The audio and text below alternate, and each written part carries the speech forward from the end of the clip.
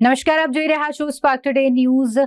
નવરાત્રીને ગણતરીના કલાકો બાકી છે તે પૂર્વે વડોદરા શહેરમાં રાત્રિ બિફોર નવરાત્રીના આયોજનો થઈ રહ્યા છે। અલગ અલગ સંસ્થાઓ દ્વારા રાત્રિ બિફોર નવરાત્રીનું આયોજન કરવામાં આવી રહ્યું છે। તેવામાં વાત કરીશું શ્રીજી એજ્યુકેશન ટ્રસ્ટની, જેઓ દ્વારા આજે ખાનગી હોટલમાં રાત્રિ બિફોર નવરાત્રીનું આયોજન કરવામાં આવ્યું હતું। ખાસ કરીને બાળકો માટે આયોજન કરવામાં આવ્યું હતું, જેમાં બાળકો તો ગરબે ઝૂમ્યા જ, પરંતુ તેની સાથે સાથે તેમના જે માતા પિતા છે તેઓ દ્વારા પણ ગરબાની રમઝટ કરવામાં આવી।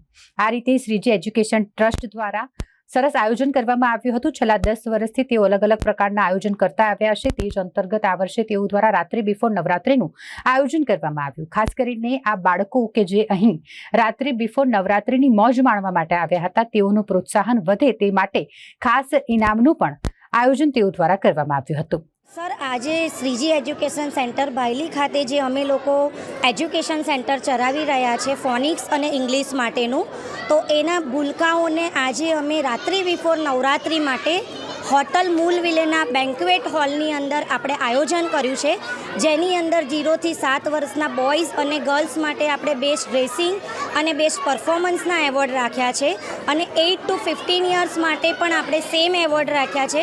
અને એક આજે મોમને પણ આપણે એન્કરેજ કરવા માટે મોમ માટે પણ એક સ્પેશિયલ ડ્રેસિંગ અને પરફોર્મન્સનું એવોર્ડ રાખ્યો છે।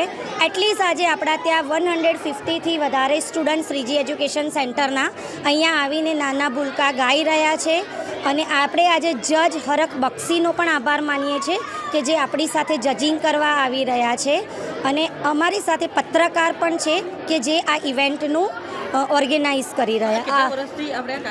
આપણો આ કાર્યક્રમ 2015થી ચાલી રહ્યો છે।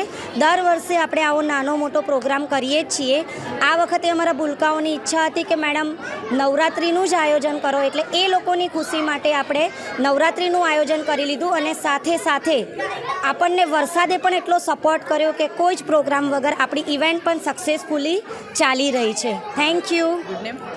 મારું ગુડ નેમ અમી કૃણાલ પરીખ છે। હું શ્રીજી એજ્યુકેશન સેન્ટરની ઓનર છું।